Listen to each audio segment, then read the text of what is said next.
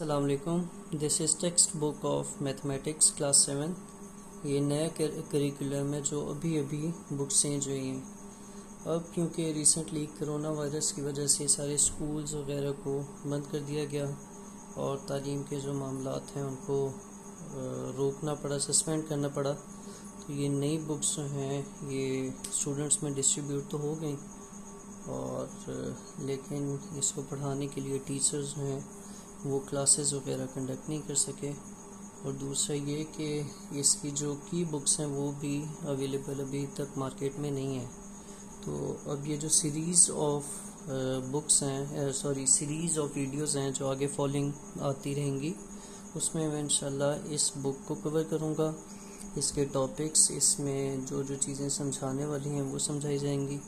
तो अगर किसी स्टूडेंट को समझने में इशू आ रहा हो या कोई स्टेप में कोई प्रॉब्लम आ रही हो तो आप काइंडली अप्रोच कीजिएगा, नीचे कमेंट्स के थ्रू अप्रोच कर लें या ईमेल एड्रेस आपको मिल जाएगा, आप उसके थ्रू अप्रोच कर लें।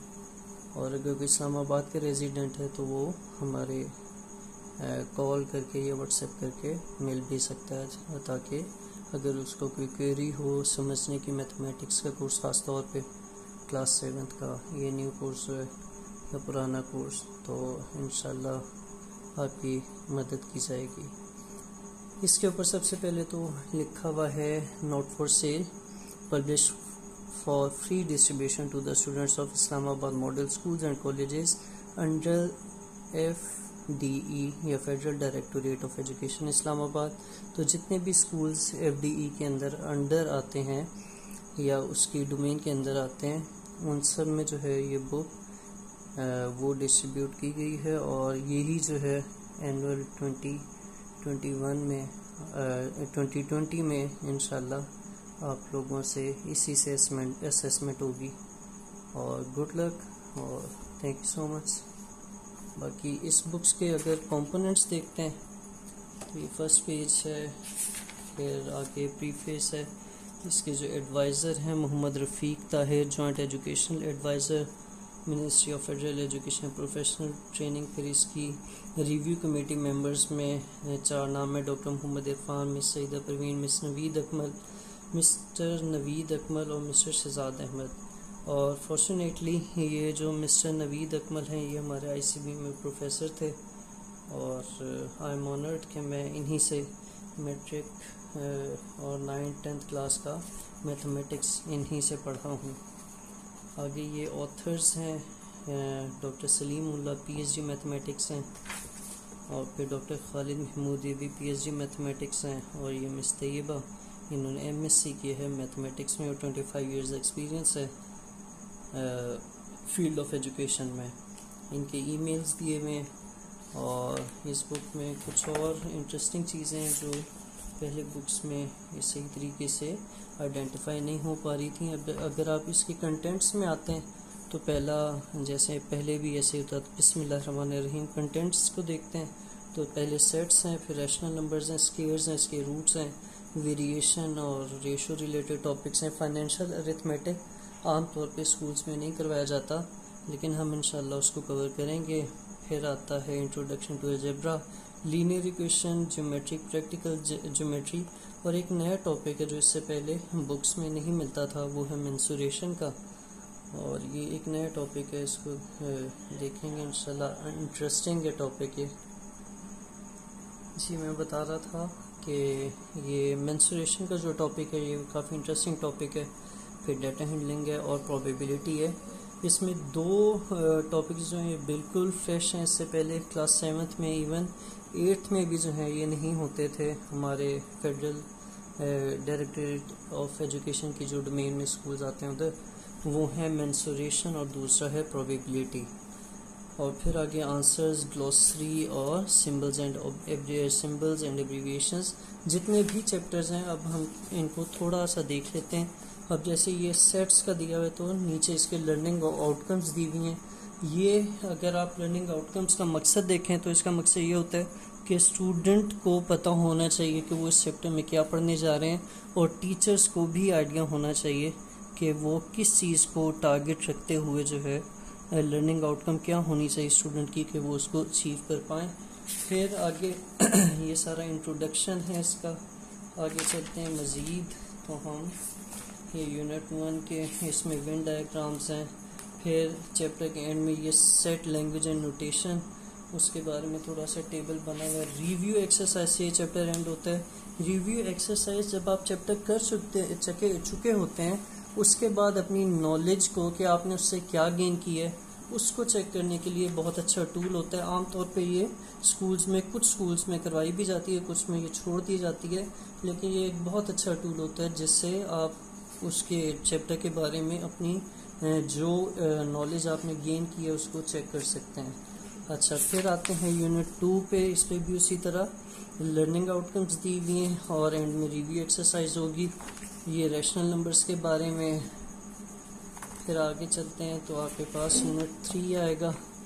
यूनिट 3 का भी देख लेते हैं फर्स्ट पेज कैसा है। यूनिट 3 है ये स्केयर रूट का और स्केयर्स का। फिर उससे आगे चलते हैं यूनिट 4 आ जाता है। ये यूनिट 4 है वेरिएशंस का। फिर मज़ीद आगे चलते हैं तो यूनिट 5 आ जाएगा। यूनिट 5 में आपके फाइनेंशियल अरिथमेटिक है। यहाँ पे FBR की पिक्चर बनी हुई है। ये फेडरल बोर्ड ऑफ रेवेन्यू है, गवर्नमेंट ऑफ पाकिस्तान के जो टैक्सेस वगैरह होते हैं उससे रिलेटेड ये डिपार्टमेंट है। तो फाइनेंशियल अरिथमेटिक में क्योंकि हमने टैक्सेस और इन्हीं चीज़ों को देखना है तो इसलिए इसका फर्स्ट पेज इन्होंने FBR का जो है वो टाइटल पेज में डाला हुआ है। फिर चलते हैं यूनिट 6 में। यूनिट 6 में आपके इंट्रोडक्शन टू अलजेब्रा है। ये भी एक अच्छी बुक बनी हुई है। पिक्चर्स हैं कलर्ड ताकि बच्चों का इंटरेस्ट रहे। कलर्स यूज़ हुए हुए हैं, काफ़ी मज़े के साथ की फैक्ट्स दिए हुए हैं, इससे बच्चों का इंटरेस्ट जो है वो डेवलप रहता है। फिर मोनोमियल, बाइनोमियल, ट्राइनोमियल। फिर उससे आगे चलते हैं तो यूनिट 7 आ जाएगा। यूनिट 7 में देखते हैं क्या है।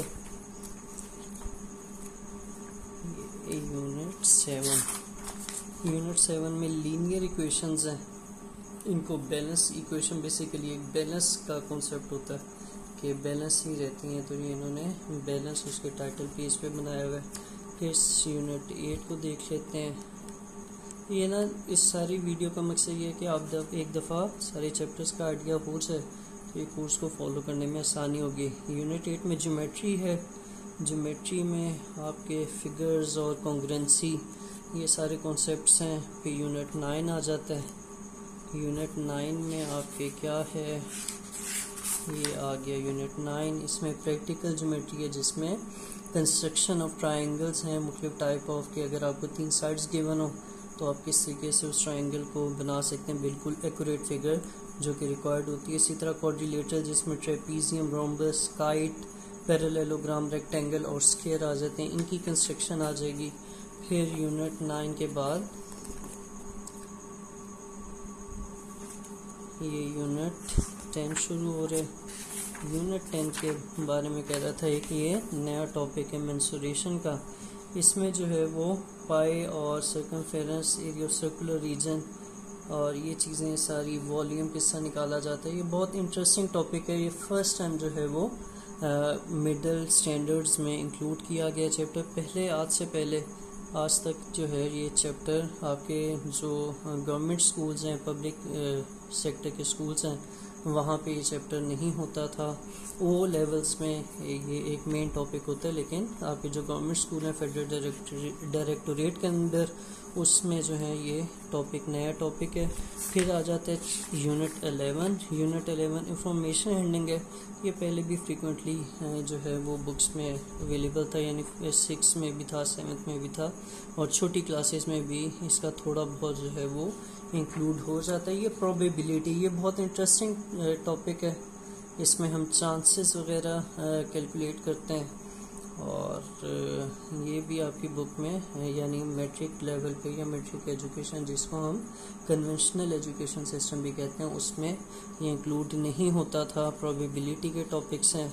बहुत इंटरेस्टिंग बुक है और मैं तो बहुत वेट कर रहा हूँ कि मैं जल्द अज जल्द ये आप लोगों को कवर करवाऊँ ताकि हम इसको देख सकें। और फिर ये इनमें ग्लॉसी है। ग्लॉसी अक्सर बच्चे जो हैं वो इसको मिस कर जाते हैं। ग्लॉसी में क्या चीज़ आएगी? ग्लॉसी में एडिटिव आइडेंटिटी मुख्तलिफ डेफिनेशंस होती हैं कि जिनको आप अगर डेफिनेशन याद कर लें या समझने में चीज़ को, कोई भी टॉपिक है मैथ्स का, उससे अगर थ्योरी इससे लेके चलेंगे तो उसे समझने में आसानी होती है। इस सिंबल्स हैं और जो बुक के अंदर एब्रीविएशंस यूज़ की गई हैं वो दिए हुए हैं।